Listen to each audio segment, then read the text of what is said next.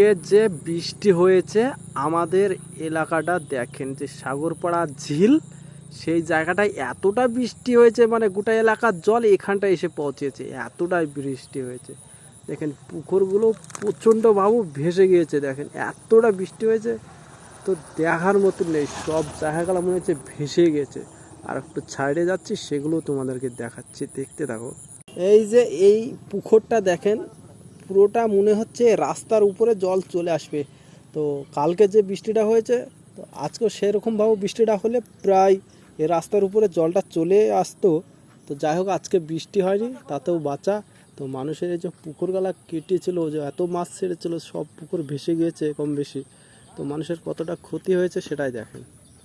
আর একটু সাইডে গিয়ে দেখাচ্ছি, ঝিলের ভিতরে কতগুলো মানুষজন সবাই ঘুরতে এসেছে, অনেকজন ঘুরতে এসেছে, তোমরা দেখতে থাকো। তো যাই হোক, এটা আমাদের সাগরপাড়ার ঝিল, তো প্রায় খুব সুন্দর জায়গা।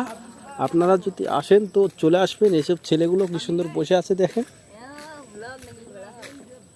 আগে যে পাট ছাড়ানি হয়েছিল, সেই পাট ছাড়ানির পরে যে পাটশোলাগুলো দেখছেন, সে পাটশোলাগুলো এখনও নিয়ে যেতে পারেনি, এতটা বর্ষা হচ্ছে।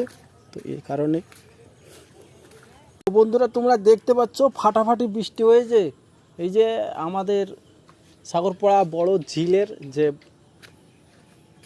বাড়িটা করা হয়েছে, সে বাড়ির আশপাশে দেখেন কি জল আর জল, পুরো ফাটাফাটি বৃষ্টি।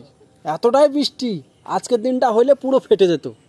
তো যাই হোক, মোটামুটি দেখেন কি অবস্থা।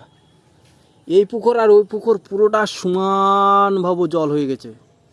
ওয়াও, অসাধারণ লাগছে, অসাধারণ সত্যি মায়ের। দেখেন চারপাশে জল আর জল, সুপার সুপার।